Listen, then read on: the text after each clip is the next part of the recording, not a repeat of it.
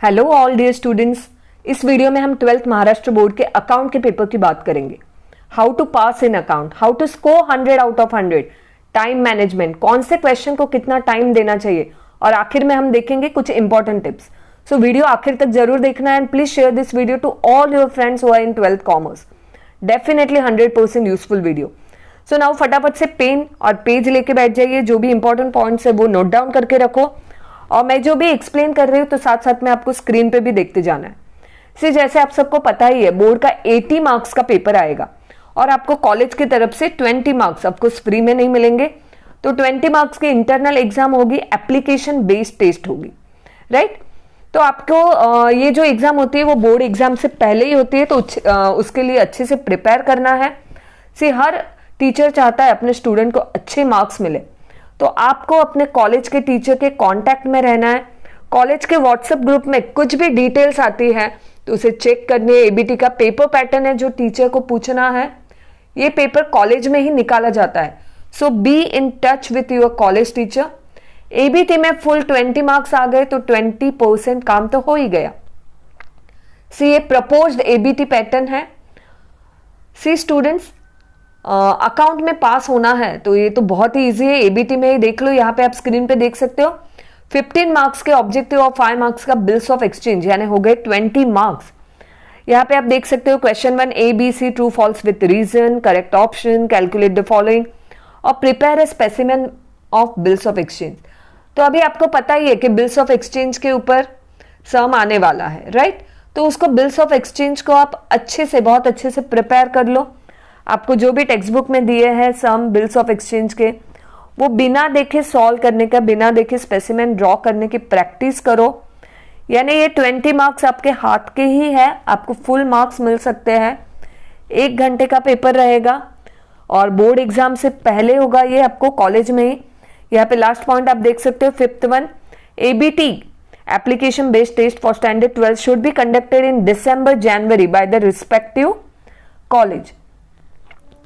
So now here after ABT you can see on the screen board के 80 marks का division. यहाँ पे 20 marks के ऑब्जेक्टिव्स, यानी अगर आपका प्रॉब्लम सॉल्यूशन बिल्कुल भी अच्छा नहीं है, ओके, तो सिर्फ सभी चैप्टर के ऑब्जेक्टिव भी अच्छे से कर ले। यानी जिसको पास होने के भी वांदे है, अकाउंट में सम बिल्कुल भी नहीं आते, बहुत ही वीक है, तो सभी चैप्टर के ऑब्जेक्टिव अच्छे से कर लो, बिल्स ऑफ एक्सचेंज का स्पेसिमेन कर लो, तो 40 मार्क्स हो गए। एबीटी में आपके 20 मार्क्स, और यहाँ पे आप देख सकते हो ऑब्जेक्टिव जो बोर्ड का 80 मार्क्स का पेपर है उसमें से 20 मार्क्स, तो 20 + 20 40 मार्क्स हो गए, ओके। तो पास होने को जिसका टेंशन है, तो पास होना बहुत ही इजी है, ऑब्जेक्टिव सिर्फ अच्छे से कर लो। 20 + 20 40 मार्क्स हो गए। और जिसे अच्छे मार्क्स लाने, आपको सबको ही अच्छे ही मार्क्स लाने हैं, इवन 100 आउट ऑफ 100 आप अच्छे से ला सकते हो मार्क्स अकाउंट में, और उसकी वजह से आपका ओवरऑल स्कोर अकाउंट में अच्छा स्कोर कर सकते हो। तो ओवरऑल आपका 12th का स्कोर अच्छा आ सकता है। तो बोर्ड के एग्जाम तक आपको वेट नहीं करना है, ऑब्जेक्टिव अच्छे से अभी से कर लो। एबीटी इंटरनल एग्जाम में भी ऑब्जेक्टिव आएंगे, और अगर आप चाहते हो तो मेरी अकाउंट ऑब्जेक्टिव सीरीज के वीडियो भी देख सकते हो, जिसमें एक्सप्लेनेशन किया है, हर एक ऑब्जेक्टिव एक्सप्लेन किए प्रॉपरली, तो अच्छे से ध्यान में रह सकते हैं वो। तो सिर्फ 6 वीडियोज में सभी चैप्टर के ऑब्जेक्टिव एक्सप्लेन किए, link is given in description. तो यहाँ पे आप स्क्रीन पे देख सकते हो चैप्टर वाइज एलोकेशन भी पता होना चाहिए। जैसे क्वेश्चन चैप्टर 1 जो है फाइनल अकाउंट, तो 12 मार्क्स का प्रॉब्लम आएगा, 4 मार्क के ऑब्जेक्टिव आएंगे। एनपीओ है 12 मार्क का प्रॉब्लम, 4 मार्क के ऑब्जेक्टिव। तो ये भी ऑलरेडी पेपर पैटर्न में एक्सप्लेन किया हुआ है, you can see in description. So 80 marks का जो आपका बोर्ड का पेपर है उसमें 20 मार्क्स के ऑब्जेक्टिव्स रहेंगे और 60 मार्क्स के क्या रहेंगे, प्रॉब्लम सॉल्यूशन। अभी देखते हैं हम time management.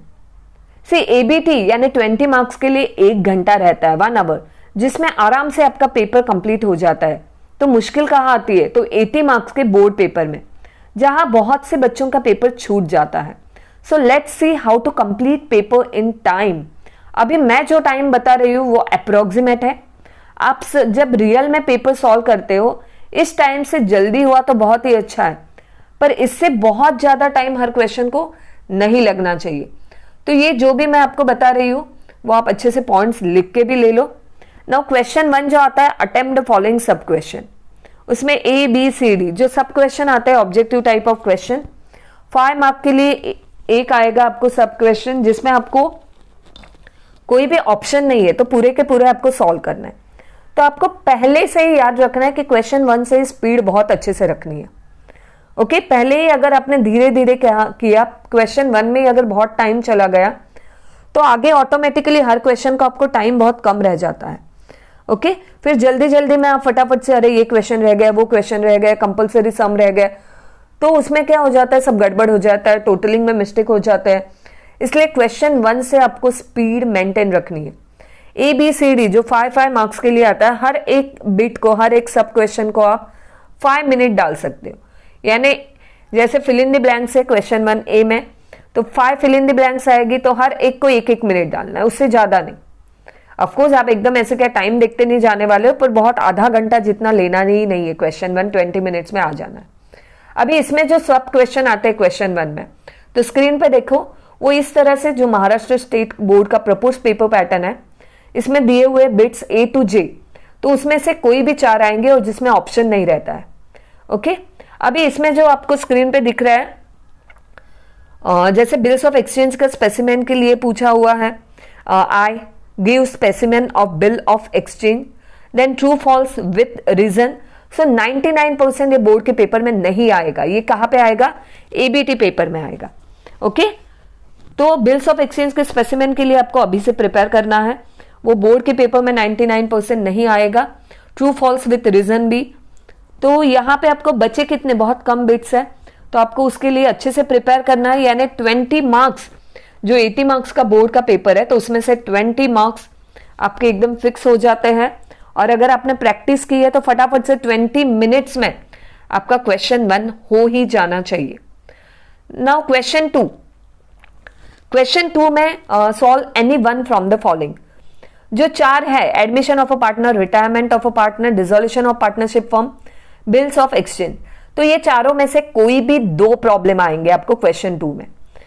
Okay, of course corona के टाइम में ये जो कॉम्बिनेशन है वो फिक्स था, पर अभी ऐसा नहीं है। तो चारों में से कोई भी 2, ये अपने को पता नहीं है कि कौन से 2 आएंगे, तो कोई भी 2 आ सकते हैं। जैसे एडमिशन और रिटायरमेंट के ऊपर पूछा है, एडमिशन और डिसोल्यूशन के ऊपर पूछा है, या डिसोल्यूशन और बिल्स ऑफ एक्सचेंज के ऊपर पूछा है, तो कोई भी 2 क्वेश्चन इसमें आएंगे, कोई भी 2 प्रॉब्लम आएंगे, उसमें से आपको कोई भी एक प्रॉब्लम सॉल्व करना है। ओके, जैसे सपोज ये जो रेड इसमें हाईलाइट करके दिया है मैंने, admission of a partner and dissolution of partnership form, ये दोनों के ऊपर क्वेश्चन 2 में सम आए, उसमें से कोई भी आपको एक सम करना है। 10 मार्क के लिए एक रहेगा, तो यहां पे आप मैक्सिमम 25 मिनट्स दे सकते हो। अभी ऑफकोर्स आप बोलोगे क्या हम घड़ी देखते बैठेंगे क्या, तो ऐसा नहीं है, पर कहने का मतलब है एकदम आधा घंटा जितना टाइम इसमें नहीं लगना चाहिए। ओके, 10 मार्क्स का है, मैक्सिमम आपको 25 मिनट्स में, यानी आधे घंटे से कम में क्वेश्चन 2 हो जाना चाहिए। अभी सपोज एडमिशन और डिसोल्यूशन दिया है, कौन सा करना, उसमें ज्यादा कंफ्यूजन नहीं होना है आपको। आपने जिसकी अच्छे से प्रैक्टिस की है, दोनों क्वेश्चन आप अच्छे से देख लोगे, जो आपको इजी लगता है, जिसको आपको लगता है कि जल्दी से हो सकता है, तो और आपको एडजस्टमेंट आ रही है, तो वो क्वेश्चन फटाफट से सिलेक्ट करना है और शुरू हो जाना है। क्वेश्चन 3 में आपको जो क्वेश्चन 2 में सम दिए हुए हैं, तो any 2 remaining problem from question 2 will be asked here in question 3। जैसे सपोज क्वेश्चन 2 में आपको एडमिशन और डिसोल्यूशन के ऊपर क्वेश्चन आया है, तो यहां पे आपको रिटायरमेंट और बिल्स ऑफ एक्सचेंज पे आ सकता है। ओके, जैसे क्वेश्चन 2 में एडमिशन और डिसोल्यूशन कट हो गया, तो यहां पे कौन सा बचा है, रिटायरमेंट और बिल्स ऑफ एक्सचेंज, तो ये दोनों के ऊपर यहां पे आएगा क्वेश्चन 3 में। उसमें से 2 में से कोई भी आपको एक करना है, ये भी 10 मार्क्स का रहेगा। यहां पे भी आपको 25 मिनट्स, मैक्सिमम 25 मिनट्स देना है। ओके, इससे जल्दी हुआ तो अच्छा है, पर उससे लेट नहीं होना चाहिए। क्वेश्चन 4 अगेन 4 है option, death of a partner, issue of a share, analysis of financial statements and computer accounting. ये चारों में से कोई भी 2 पूछ सकते हैं। ओके, और दोनों में से कोई भी आपको एक करना है। जैसे suppose for example death of a partner and analysis of financial statements, ये 2 क्वेश्चन यहां पे पूछे, तो वो 2 में से आपको कोई भी एक सम करना है। ओके, कोई भी एक सम करना है। अभी ये कितने मार्क्स के लिए आएगा, क्वेश्चन 4, तो क्वेश्चन 4 आएगा आपको 8 मार्क्स के लिए। ओके, क्वेश्चन 2 और क्वेश्चन 3 हमने देखा, वो 10 मार्क्स के लिए था, तो यहाँ पे क्वेश्चन 4 है 8 मार्क्स के लिए, जिसके आप मैक्सिमम टाइम दे सकते हो 20 मिनट्स। उससे ज्यादा बहुत ज्यादा लेना नहीं है, 1-2 मिनट यहाँ वहां हो गए चलेगा, तो उससे ज्यादा टाइम नहीं लेना है, वो स्पीड आपको मेंटेन रखनी है। और स्पीड मेंटेन कब रहेगी, जब आप अभी से घर पे प्रैक्टिस करोगे। अभी से घर पे आप रोज 3 घंटे, सपोज एटलीस्ट वीक में एक दिन आप बैठो, 3 घंटे का पेपर एकदम टाइम लगा के अच्छे से करो। ओके, वीक में 2-3 दिन रोज आप सम की प्रैक्टिस करते हो, पर 2-3 दिन में एक बार चलो आज 3 घंटे का पेपर सॉल्व करना है। क्लासेस में, कॉलेज में तो उसकी प्रैक्टिस होती रहती है। प्रीलिम की एग्जाम होगी, वो भी बहुत अच्छे से देनी है। तो आपको टाइम मैनेजमेंट, बोर्ड की एग्जाम में आपको फिर बहुत आपको टेंशन नहीं आएगा, अरे कि मेरा पेपर हो रहा है नहीं हो रहा है, टाइम में हो रहा है क्या, होगा क्या। तो वो कब होगा, जब आप पहले से प्रैक्टिस करोगे। Now question 5, question 5 solve any one of the following. तो क्वेश्चन 4 में से जो बचे हुए हैं, जैसे क्वेश्चन 4 में suppose death of a partner और एनालिसिस ऑफ फाइनेंशियल स्टेटमेंट्स के ऊपर क्वेश्चन आ गया, तो यहाँ पे क्वेश्चन 5 में आपको issue of shares and computer in accounting. जैसे सपोज क्वेश्चन 4 में डेथ ऑफ अ पार्टनर आ गया है, क्वेश्चन 5 में एनालिसिस ऑफ फाइनेंशियल स्टेटमेंट्स आ गए, तो जो बचे हुए हैं issue of shares and computer accounting, so any 2 remaining problem यहाँ पे आएंगे। ओके, ये हमें पता नहीं है कौन से 2 आएंगे, पर ये चारों में से कोई भी 2 आएंगे। जो 2 क्वेश्चन 4 में पूछे तो वो छोड़ के 2 क्वेश्चन 5 में आएंगे। ओके, उसमें से कोई भी आपको एक सॉल्व करना है। ये भी रहेगा 8 मार्क्स के लिए, जिसे आप मैक्सिमम 20 मिनट्स आप दे सकते हो। Now question 6, jackpot, problem on not for profit concern. क्यों मैं जैकपॉट बोल रही हूं, क्योंकि यहाँ पे ऑप्शन नहीं है। हमें पता ही है कि ये चैप्टर के ऊपर कंपलसरी क्वेश्चन आने वाला है, जो 12 मार्क्स के लिए है, ये 12 मार्क्स के लिए है क्वेश्चन। तो अगर पता ही है तो हमें लाइटली नहीं लेना है स्टूडेंट्स, उसे एकदम अच्छे से करना है। इसको आप मैक्सिमम आधा घंटा दे दो, 30 मिनट्स दे दो। 12 मार्क्स के लिए नो ऑप्शन, और आपको पता ही है इसके ऊपर यानी कोई ऑप्शन नहीं है, तो आप अच्छे से प्रिपेयर करोगे तो आधे घंटे से जल्दी भी हो सकता है। यानी ऊपर आपको किसी को ज्यादा टाइम लग गया तो यहाँ पे आपका टाइम वो मैनेज हो सकता है।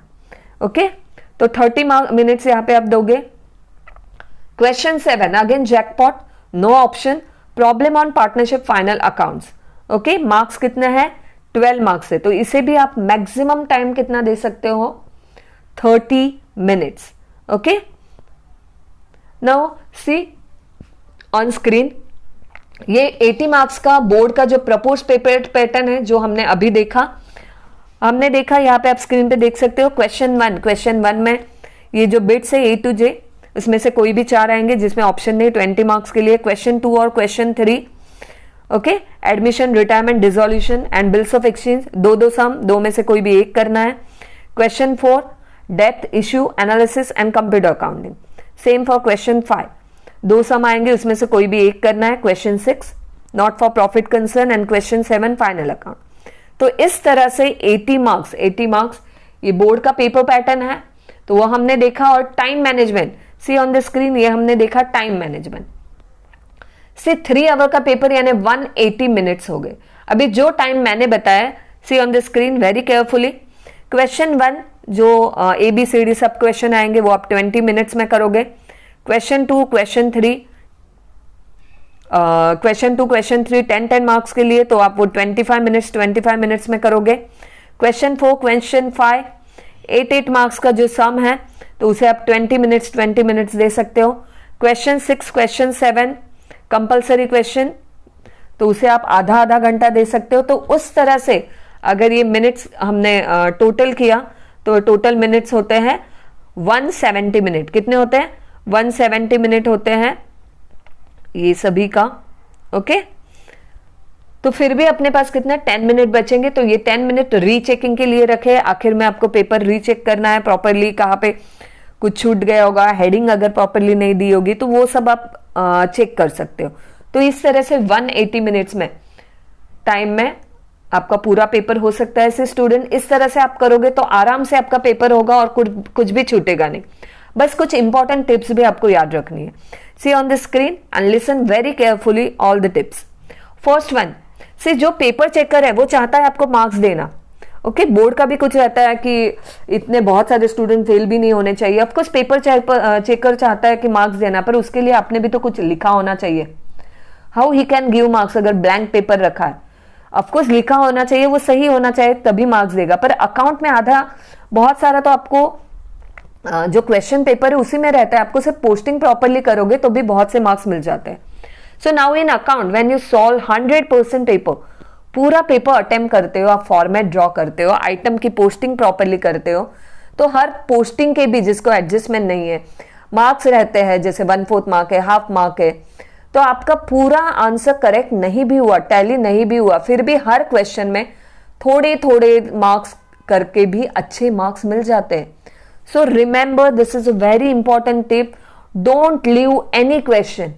मैं आपको एक्स्ट्रा क्वेश्चन नहीं करने की बात कर रही हूं, पर जितना क्वेश्चन कंपलसरी है वो सभी तो आपको करने ही करने। कोई भी क्वेश्चन अगर आपने छोड़ दिया, जैसे सपोज आपने 10 मार्क्स का कोई क्वेश्चन छोड़ दिया, तो आपने 80 में से सिर्फ 70 का सॉल्व किया है, तो आपको मार्क्स भी मिलेंगे 70 में से। पर आपने जो 10 मार्क का छोड़ दिया उसमें भी आपने थोड़ा बहुत पोस्टिंग कर दिया, तो 2-3 मार्क, 4-5 मार्क वैसे मिल सकते हैं। तो इस तरह से आपको पूरा 100% पेपर सॉल्व करना ही है। Now next one, every question on new page. Yes, हर एक क्वेश्चन, जैसे क्वेश्चन 1 हो गया, क्वेश्चन 1 में से ABCD एक के नीचे एक आए तो चलेगा, बट क्वेश्चन 1 बाद में क्वेश्चन 2 नए पेज पे, क्वेश्चन 3 नए पेज पे आना चाहिए। And right question number and सब क्वेश्चन प्रॉपरली। बहुत बार देखा गया है कि स्टूडेंट क्वेश्चन नंबर प्रॉपरली देते नहीं है, और एग्जाम चेकर को, पेपर चेकर को इतना भी टाइम नहीं रहता है कि वो ढूंढता बैठेगा, और इतने सारे पेपर चेक करने रहते हैं। तो आपको याद रखना है कि क्वेश्चन नंबर प्रॉपरली देना है, सब क्वेश्चन प्रॉपरली देना है। Now this is a tip, avoid solving some front back page, go for left right page. Of course ये कंपल्सरी नहीं है, पर जब आप सम सॉल्व करते हो तो आधा सम आगे के पेज पे, आधा सम पीछे के सम पेज पे, ऐसा करना अवॉइड करो। अगर हो सके तो पूरा क्वेश्चन का जो आंसर रहता है, अगर पूरा लेफ्ट राइट में हो जाता है तो लेफ्ट राइट में ही करो। ओके, एक आध उसके बाद आगे गया तो ठीक है, पर अगर लेफ्ट राइट पेज पे पूरा हो जाता है तो लेफ्ट राइट पेज पे करो। यानी इससे क्या होता है, आपको आगे पीछे पेज करने में टाइम वेस्ट नहीं होता है, आप फटाफट से लेफ्ट राइट में देख के आप सम सॉल्व कर सकते हो। Now read question properly and mark adjustment. ये बहुत ही इंपॉर्टेंट है। जैसे ऑप्शनल सम है, 2 में से कोई भी एक करना है, तो यहाँ पे आप करते वक्त दोनों क्वेश्चन प्रॉपरली पढ़ने हैं, या कंपलसरी क्वेश्चन भी है तो क्वेश्चन पहले प्रॉपरली पढ़ो। जल्दी जल्दी में आप रेशियो कभी कभी बहुत बार गलत कर लेते हो। डेप्रिसिएशन के परसेंटेज 5% बोला तो कहाँ पे 10% कर दोगे, 10 बोला है 5 कर दोगे, तो आपको आते हुए भी गलती हो जाती है। प्रॉफिट एंड लॉस का रेशियो है, सेक्रीफाइस रेशियो है, जो भी रेशियो है, कुछ भी कैलकुलेशंस है, तो क्वेश्चन आप प्रॉपरली पढ़ो। और बहुत बार क्वेश्चन में कुछ अलग ही पूछा रहता है और आप जल्दी जल्दी में एक्साइटमेंट में कुछ अलग ही ड्रॉ करके आ जाते हो। ओके, तो वो आपको देखना है कि क्वेश्चन में पूछा क्या है। क्वेश्चन में जर्नल एंट्री पूछी और अगर आप सिर्फ अकाउंट्स ड्रॉ करके आ गए तो आपको मार्क्स नहीं मिलेंगे, भले वो सब सही भी है। तो आपको क्वेश्चन प्रॉपरली पढ़ना है कि पूछा क्या है एक्चुअल में। ओके, एडजस्टमेंट प्रॉपरली मार्क करनी है। Now next tip, calculate ratio properly. जो भी रेशियो अगर है तो उसका पहले आप सम करना है आपको, तो फटाफट से आप रेशियो कैलकुलेट करते हो और शुरू हो जाते हैं। और अगर रेशियो गलत है तो पूरा सम गलत हो जाएगा, तो वैसे नहीं करना है, रेशियो प्रॉपरली कैलकुलेट करना है। Check calculations before moving further. आप जब कोई भी प्रॉब्लम सॉल्व करते हो, आगे के स्टेप पे जाते हो, तो पहले जो चेक आपने कैलकुलेशंस किए हैं वो पहले चेक करो। जैसे सपोज आपने डेप्रिसिएशन माइनस किया है, ओके, बाद में आप जब टोटलिंग करते हो तो पहले वो चेक करो कैलकुलेशंस सही है क्या। बैड डेब्ट्स केस में है, आरडीडी के परसेंटेज है,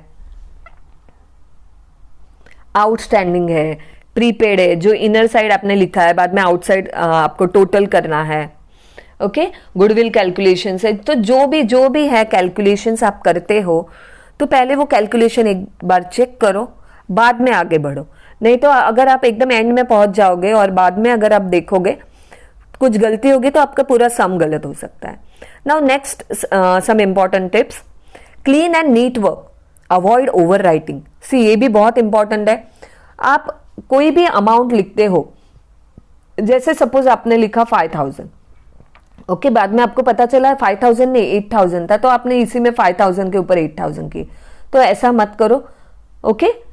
अवॉइड ओवर राइटिंग, जैसे सपोज आपने 2000 लिखा, बाद में आपको पता चला ये 2 नहीं ये 3 होना चाहिए था, तो आपने 2 में ही 3 किया, तो इस तरह से आपको ओवर राइटिंग नहीं करना है, ओके। आप कट करके वहां पे अमाउंट वापस लिख सकते हो, तो पहले लिखने से पहले ठीक से सोचो और बाद में लिखो।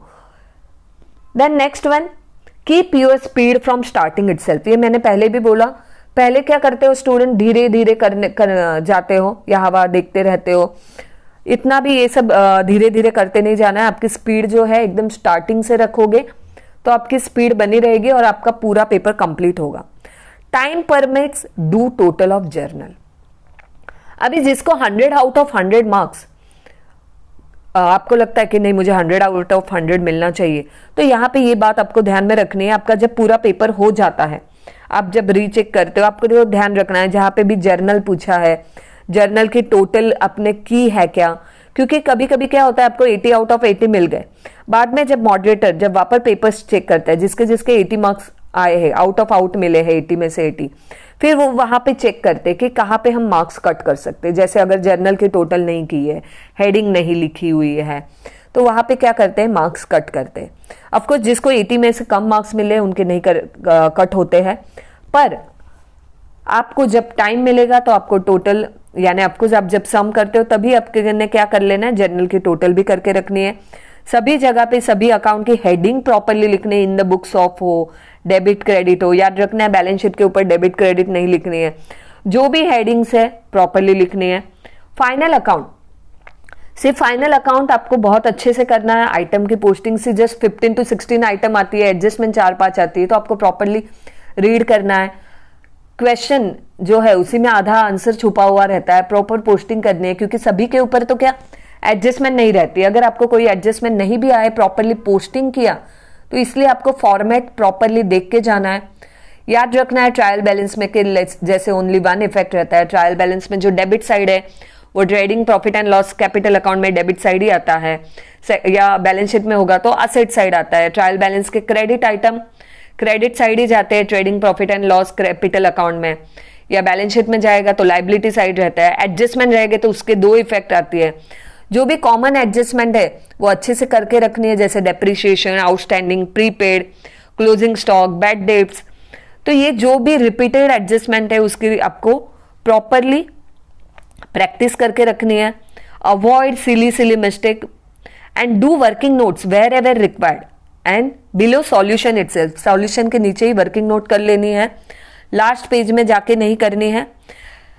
Now last tip, board exam से पहले revision all topics at least 10 to 12 simple जो सम है, जो भी आपको टेक्स्ट बुक में भी दिए, all topics revise 10 to 12 sum, practice account at least for 2 hours daily. Okay, so students all the best, and अगर आपको वीडियो अच्छा लगा हो so please like it and comment it. Thank you very much.